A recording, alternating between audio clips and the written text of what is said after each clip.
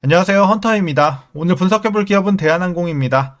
주가는 장기 박스권 구간 안에서 유지가 되고 있는 모습입니다. 물론 변동성은 크지만 이 안에 좀 갇혀있는 답답한 모습인데요. 최근에 이제 반등에 성공을 했고 특히나 어제 좀 크게 올랐죠. 10%대 급등을 보여주면서 다시 한번 또 상승에 대한 기대감이 실리고 있는 상황입니다. 자, 이런 상황에서 앞으로 계속해서 올라가면서 박스권 돌파도 우리가 가능할지 분석을 통한 향후 주가의 흐름 알아보도록 하겠고요.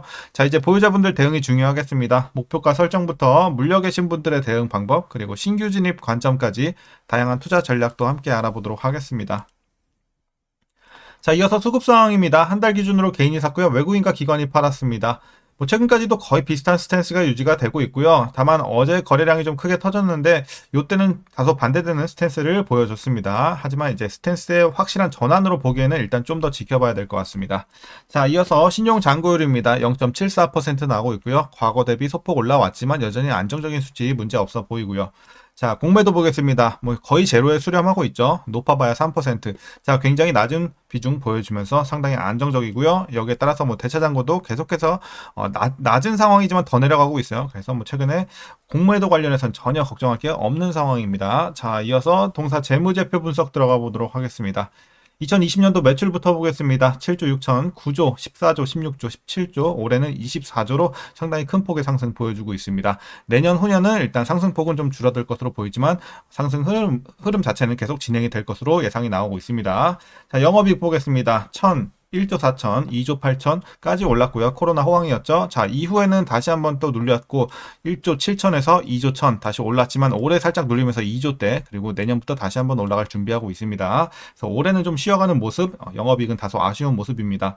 자, 당기순이익은 계속해서 꾸준하게 올라가는 최근의 상황입니다. 자, 그리고 향후에도 전망은 나쁘지 않고요. 이어서 분기별로 전년 대비 영업이익만 한번 비교해 보도록 하겠습니다. 먼저 1분기에는 5,300에서 4,300 눌리는 아쉬운 모습이었고요. 그리고 2분기는 4,400에서 4,200 거의 횡보에 약간 눌리는 느낌입니다. 횡보 느낌으로 보시면 되겠고 3분기는 6,000대에서 7,000대 4분기 4,600, 4,800 소폭 올라가는 모습입니다. 그래서 큰 변동은 없어요. 다만 전년 대비해서는 상반기보다 하반기가 조금 더 나을 것으로 보여지는 정도로 참고하시면 되겠습니다.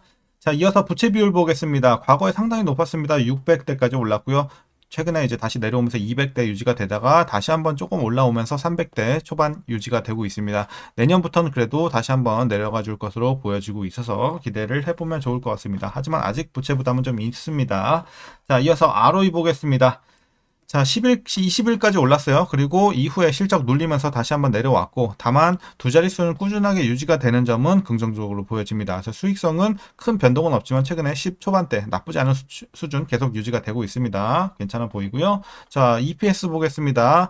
올해는 거의 실적과 마찬가지로 소폭 눌리거나 거의 비슷한 수준 예상이 되고 있고 내년부터 기대해보면 좋을 것 같습니다.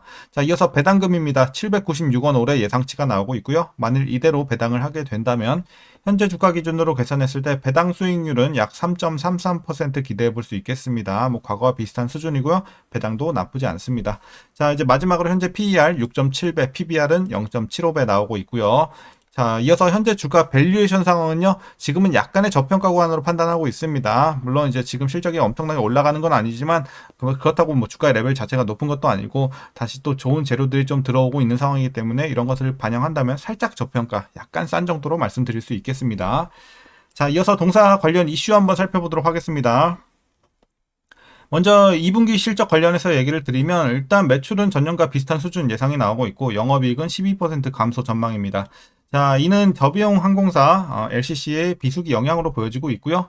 2분기에도 고환율과 소비 심리 위축 기조가 이어졌으나 지난달과 이달 연휴 효과와 더불어서 FSG, 그러니까 이 대형 항공사 선호 경향으로 인해서 수요 자체는 양호했습니다.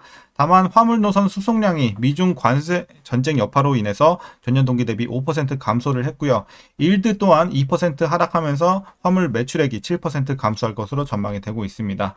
그리고 영업비용은 연료비가 전년 동기 대비 10% 감소했으나 감가상각비, 인건비, 공항 관련비 등의 증가로 인해서 전체 비용 자체는 2% 상승할 것으로 보여지는 조금은 아쉬운 상황입니다.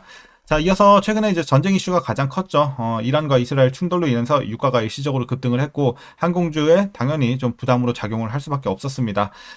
다만 이제 환율도 하향 안정화가 되고 있고 이스라엘과 이란이 이제 엊그저께 휴전을 또 합의했죠. 휴전을 합의하면서 중동 지역 이 지정학적 위험이 완화된 유가를 또 이틀째 끌어내리고 있는 상황입니다. 이런 점도 우호적으로 작용했고, 이에 따라서 어제 또 주가의 급등세를 띄었던 배경이 됐습니다.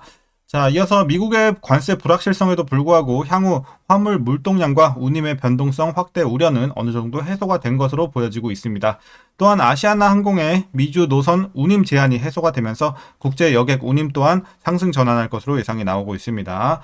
자, 이제 마지막 이슈입니다. 현재 합병 절차를 밟고 있는 대한항공과 아시아나 항공은 이번 합병으로 운영 효율성과 비용 절감을 통해 경쟁력을 강화할 것이고, 이 글로벌 네트워크 확장으로 서비스 품질 향상과 재무 안전성을 기대할 수 있겠습니다. 그리고 이를 통해서 국내 항공 산업의 국제적 위상도 같이 높아질 것으로 보여지는 점도 좋아 보입니다. 자, 그럼 최근의 이슈는 이 정도로 정리하도록 하겠고요. 이제 마지막으로 여러분들 투자 전략 설명드리면서 영상 마치도록 하겠습니다.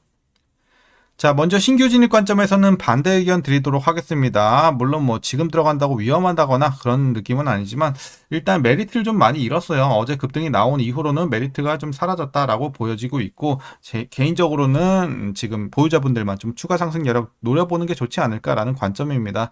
자, 사실 뭐 지금 신규 진입으로 보기에는 2만원 초반대까지는 괜찮거든요. 한 2만원, 2만1천원 여기까지는 나쁘지 않아요, 들어가게. 근데 지금 일단 시세가 많이 올라온 현재 24,000원 부근에서는 조금 아쉬운 상황입니다. 그래서 반대 의견 드리도록 할게요. 자, 그럼 이제 보유자분들 대응 전략 이어서 설명드리겠습니다. 먼저 목표가부터 설정할게요. 자, 목표가는 현재 3만원 제시해 드리도록 하겠습니다. 여기 표시 좀 힘들겠네요. 주봉 볼까요? 주봉에 표시하겠습니다. 3만원 제시해 드리도록 하겠습니다. 그래서 일단 상단은 좀 더 노려보셔도 지금은 가능한 구간이지만 신규로서는 메리트가 오히려 다른 종목 보는 게 훨씬 높다고 보고 있어요. 그렇기 때문에 뭐 그래도 난 꼭 사야겠다 하시는 분들까지는 제가 뭐 말리진 않겠지만 보유자분들만 좀 대응하시고, 보유자분들은 3만원까지 한번 노려보시되, 제가 봤을 때는 일단 박스권 상단 있죠. 여기 한 26,000원 정도, 여기 왔을 때는 그래도 한 50에서 70% 정도 팔고 가시는 게 좋을 것 같아요. 그래서 자, 박스권 상단에서는 이제 반 이상 한 70%까지 정리하고 소액 비중으로만 더 보셔도 되고, 아니면 그냥 여기서 종목 교체하셔도 괜찮습니다. 26,000원 근처에서. 자, 이렇게 좀 대응하시면 되겠습니다. 그러니까 아쉬운 거는 지금 뭐 대한항공이 나쁠 건 없거든요. 지금 사실 자체는 나쁠 건 없는데 이제 상단을 좀 우리가 생각을 했을 때 상단이 조금 많이 열려 있다 이렇게 보기는 좀 힘들어요. 구조적으로 막 성장하는 기업도 아니고, 그렇기 때문에 짧게 보면서 여러 번 먹는 전략이 훨씬 좋아 보여요. 그래서 여러분들 중기 이하로 뭐 한 1, 2개월에서 3, 4개월 이런 식으로 계속해서 좀 팔고 사고를 반복하시는 게 훨씬 수익성에는 몇 배로 더 클 수가 있는 그런 종목이다라고 말씀드리겠습니다. 그러니까 물론 과거처럼 코로나 같이 엄청난 수혜를 좀 가져갈 수 있는 그런 메리트 있는 호재가 터지기 전에는 사실 계속해서 박스권 구간 안에서 갇힐 위험이라고 좀 그렇고 갇힐 가능성이 좀 크다 이렇게 좀 보고 있으니까 여러분들 참고하시길 바라겠습니다. 자, 그리고 이제 박스권 상단 깨고 올라온다고 해도 막 엄청나게 폭등이라고 보긴 좀 힘들어요. 다른 종목에 비해서는. 그래서 탄력이 좀 많이 떨어지기 때문에 그냥 계속해서 여러분들 조금 사고 팔고 트레이딩 관점으로 보시는 게 좋을 것 같습니다.